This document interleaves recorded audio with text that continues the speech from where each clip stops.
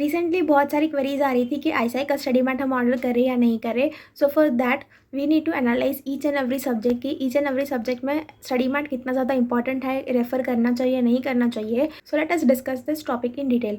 Hi guys, I am C Sakshi Agarwal and welcome to this new video. तो सबसे पहले subject wise हम discuss करेंगे कि स्टडी मैट का रेफरेंस और इतना इंपॉर्टेंस है सो दैट हमें ये कंक्लूजन पे हम पहुंच सके कि स्टडी मैट ऑर्डर करना भी है या नहीं करना है. सबसे पहला सब्जेक्ट जो है आपका वो है FR. And in FR and AFM same thing है. एफआर में नंबर ऑफ़ टॉपिक्स बहुत ज़्यादा है एंड इसीलिए एफआर ऑलरेडी बहुत ज़्यादा वास्ट हो जाता है. एंड अगर आप उसमें डायरेक्टली फर्स्ट टाइम में ही क्वेश्चन बैंक सॉल्व करने बैठ गए तो एफआर कंप्लीट करना बहुत ज़्यादा डिफिकल्ट हो जाता है. होता क्या है कि अगर एक चैप्टर में 70-80 क्वेश्चन है तो हम 30-40 अच्छे से करते हैं, उसके बाद में हम थोड़ा सा लेज़ी हो जाते हैं कि अरे हाँ ठीक है, इतने सारे क्वेश्चंस ऑलरेडी कर लिए ना. बट जो बड़े क्वेश्चंस जब आते हैं तभी हम ये चीज़ करते हैं एंड इसलिए हम एफआर में ज़्यादा स्कोर नहीं कर पाते हैं. सो इन एफआर आपकी क्या स्ट्रैटेजी होनी चाहिए? पहले स्टडी मैट आपको सॉल्व करना है because 60-70% question are same from your study mat. अगर पेपर बहुत ज़्यादा डिफिकल्ट भी आया तो भी मिनिमम 50% क्वेश्चन पेपर सेम होता है स्टडी मैट से. और एफआर में तो जो ए कैटेगरी टॉपिक्स है 115, 116 लीजेस, financial instrument, business combination, consolidation, इसमें स्टडी मैट में ही इनफ क्वेश्चन है. पहले आप उतने तो अच्छे से सॉल्व करके देखो. 115 में ही 60 जितने क्वेश्चन तो मिनिमम है, तो आप पहले वो सॉल्व करके देखो. वो अगर आपके अच्छे से कंप्लीट हो जाते हैं उसके बाद you shift to any faculties book और उससे आप और ज़्यादा प्रैक्टिस के लिए क्वेश्चन बैंक रेफर कर सकते हो. आप कोई भी रैंकर की स्ट्रैटेजी उठा के देख लो, उन्होंने भी यही कहा है कि पहले स्टडी मैट हमने सॉल्व किया था. जब हमारा स्टडी मैट पे अच्छे से होल्ड आ गया, 2 बार स्टडी मैट सॉल्व करके हो गया, उसके बाद we shifted to any faculties question bank. तो for concepts definitely you can refer to your faculties book, but well solving questions make sure कि स्टडी मैट के क्वेश्चन सॉल्व हो रहे हैं. उसके बाद you shift to question bank. Same thing goes with AFM. AFM में number of topics भी कम है और हर चैप्टर में नंबर ऑफ क्वेश्चंस जो है वो एएफएम की बुक में बहुत कम है. 25, 30, 40, 50 उतने ही हैं. मोस्ट ऑफ द टॉपिक्स में तो 40 के ऊपर क्वेश्चंस ही नहीं है, वो भी छोटे बड़े सारे क्वेश्चंस मिला करके. सो वो आपके बहुत जल्दी सॉल्व हो जाएंगे. पहले आप वो सॉल्व कर लो अच्छे से बिकॉज 60% पेपर वहीं से आता है. तो वो एक बार के लिए सॉल्व हो गए. उसके बाद for more practice you can refer to any faculties book. For concept refer any faculties book. So I hope कि F R and A F M strategy is very clear to you all. And उसके बाद है आपका audit. तो audit में study mat में जो essays वाला पार्ट है, स्टैंडर्ड्स ऑन ऑडिटिंग वाला पार्ट है, वो बहुत ज़्यादा डिटेल में डिस्कस नहीं है. रीज़न बिंग कि आईसीआई ने प्रोनाउंसमेंट्स अलग से इशू कर रखे हैं. So ICAI is expecting you all to read pronouncements. तो वो डीम करके चल रहे कि आपने प्रोनाउंसमेंट्स पढ़े हैं, तो इसलिए उन्होंने स्टडी मैट में इतना ज़्यादा इन डिटेल टॉपिक्स को कवर नहीं किया है. सो इसीलिए किसी भी फैकल्टी की कॉन्सेप्ट बुक्स लगेंगी.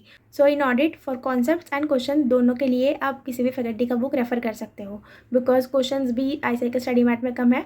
बट आई विल से कि आप पहले स्टडी मैट के क्वेश्चंस कंप्लीट कर लो, एक बार वो हो जाए उसके बाद में you shift to any faculties book. Also ICI की ऑडिट के बुक में एमसीक्यूज है, सो मेक श्योर कि आप वो सॉल्व करके जा रहे हो एग्जाम में. So this was all about your group 1. तो let's discuss now about group 2. तो ग्रुप 2 में फर्स्ट सब्जेक्ट है DT. Now see in DT number of questions जो है आपके स्टडी मैट में वो बहुत ज़्यादा लिमिटेड है, बहुत ही रेस्ट्रिक्टेड है. मतलब कैपिटल गेन है या पीजीबीपी है, तो इनमें नंबर ऑफ क्वेश्चंस जो है मतलब फुल फ्लेज जो बड़े क्वेश्चंस होते हैं वो बहुत ही ज़्यादा कम है. पीजीबीपी में तो बहुत ही कम है. और पीजीबीपी में आपको वेरियस एडजस्टमेंट्स कवर करनी होगी, तो उसके लिए आप कोई भी फैकल्टी का बुक रेफर कर सकते हो, क्वेश्चन बैंक रेफर कर सकते हो. सो आई वुड रिकमेंड कि आप DT and same thing goes with IDT कि डीटी और आईडीटी दोनों में ही किसी भी फैकल्टी का question bank and concept books refer करो.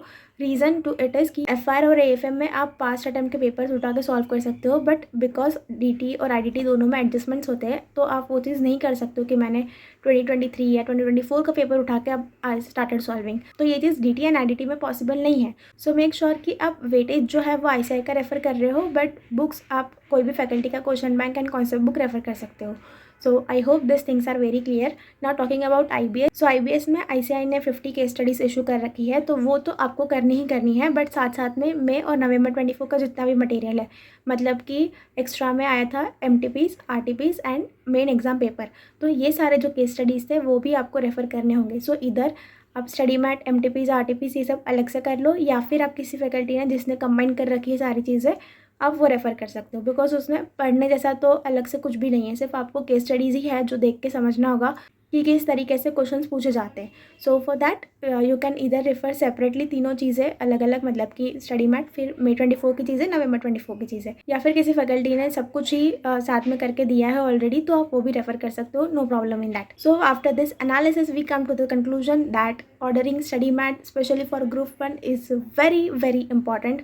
आप पहले जितने भी ICI के स्टडी मैट के क्वेश्चन है उतने पे अच्छे से होल्ड लो, बिकॉज वहाँ से 60 to 70% पेपर रिपीट होता है। उसका पूरा एनालिसिस अपलोडेड है FR और AFM दोनों सब्जेक्ट्स में। 6 to 7 अटैम्प्ट्स का एनालिसिस की कौन से पेपर में कौन सा क्वेश्चन कहाँ से पूछा हुआ था, एग्जैक्ट क्वेश्चन नंबर और पेज नंबर के साथ चीज़ें मेंशन है, आप कंपेयर भी कर सकते हो, तो वो ऑलरेडी अपलोडेड है। आफ्टर इतना सारा एनालिसिस के बाद ही मैं आप लोगों को बोल रही हूँ कि स्टडी मैट FR और AFM में बहुत ज़्यादा ज़रूरी है। सो इसलिए अगर आप ग्रुप 1 प्रिपेयर कर रहे हो तो ग्रुप 1 के बुक्स तो मंगवा ही लो, and in group 2 it's optional, if you want you can, if you don't then it's up to you. So yes, I hope this video was helpful to you all, and if you find it little bit helpful then make sure that you share it with your friends. Ending this video here, this is CS Akshay Agrawal signing off.